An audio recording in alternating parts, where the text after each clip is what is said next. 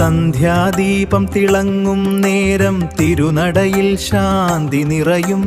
തന്ത്രിയുടെ മന്ത്രധ്വാനങ്ങൾ ഉണർത്തിയിടും ഭക്തി തൻ തരംഗം. ക്ഷേത്രകലകൾ വാഴുമീ പുണ്യം ദർശന പുണ്യം തിരുനട, ദർശന പുണ്യം തിരുനട.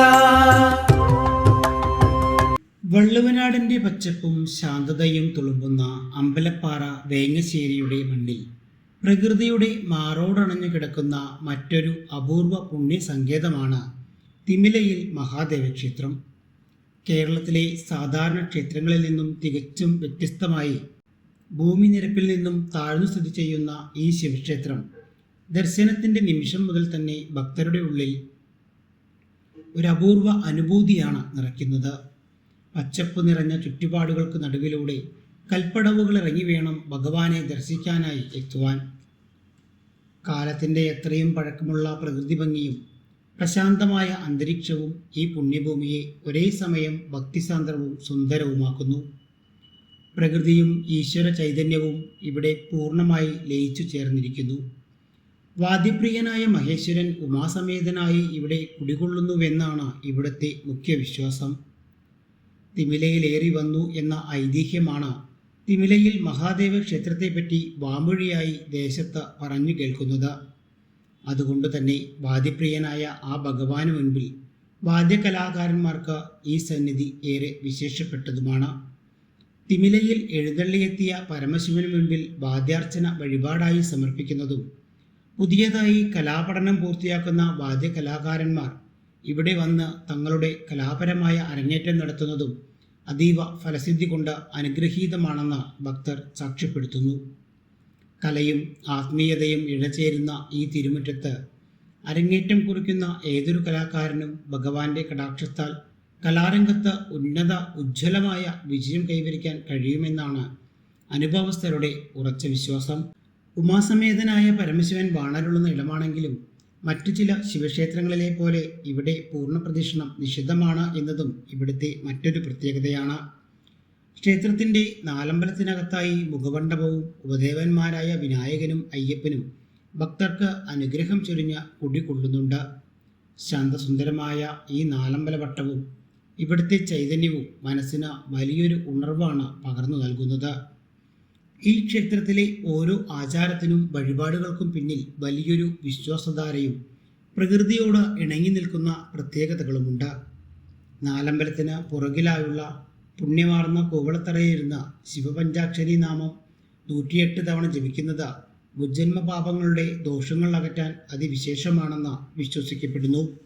ഋഷിവര്യന്മാർ തപസ്സനുഷ്ഠിച്ചിരുന്ന കാലത്ത് കുളിയും തേവാരവും നടത്തിയിരുന്നതെന്ന് വിശ്വസിക്കപ്പെടുന്ന ക്ഷേത്രക്കുളത്തിൽ മുങ്ങിക്കുളിച്ച് ശുദ്ധിയായി ഇവിടുത്തെ പ്രധാന വഴിപാടായ മൃത്യുഞ്ജയ ഹോമത്തിൽ പങ്കെടുത്താൽ മനസ്സിലെ മരണഭയവും അകാല മൃത്യുവിൻ്റെ ആശങ്കകളും അകന്നുപോകുമെന്നാണ് വിശ്വാസം.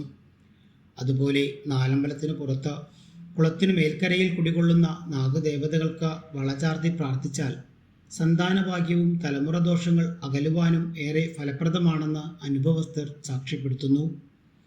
വിവാഹ തടസ്സങ്ങൾ പൂർണ്ണമായി നീങ്ങാൻ നടത്തുന്ന ഉമാമഹേശ്വര പൂജയും ഗണപതി ഭഗവാനായുള്ള അപ്പം നിവേദ്യവും അപ്പം മൂടലും ജീവിതത്തിലെ സകലവിധ വിഘ്നങ്ങളും തടസ്സങ്ങളും നീക്കാൻ ഉത്തമമാണ്.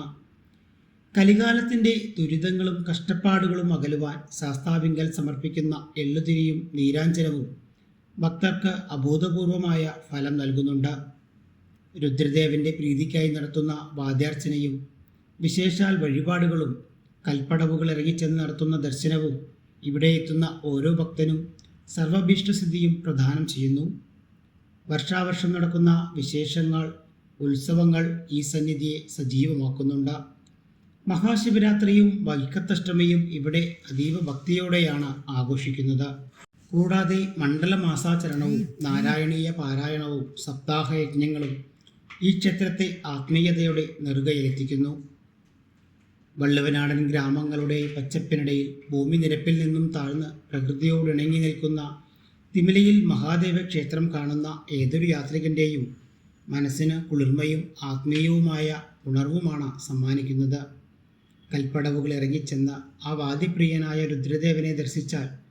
ഏത് കഠിനമായ സങ്കടവും പമ്പ കടക്കുമെന്നതിൽ സംശയമില്ല. ഈ മനോഹരമായ പങ്ക്തിയിൽ ഒരിക്കലും വിട്ടുപോകാൻ പാടില്ലാത്ത ഒരു ദിവ്യാനുഭൂതിയാണ് തിമിലയിൽ മഹാദേവ ക്ഷേത്രവും അവിടുത്തെ പ്രകൃതി രമണീയമായ കാഴ്ചകളും.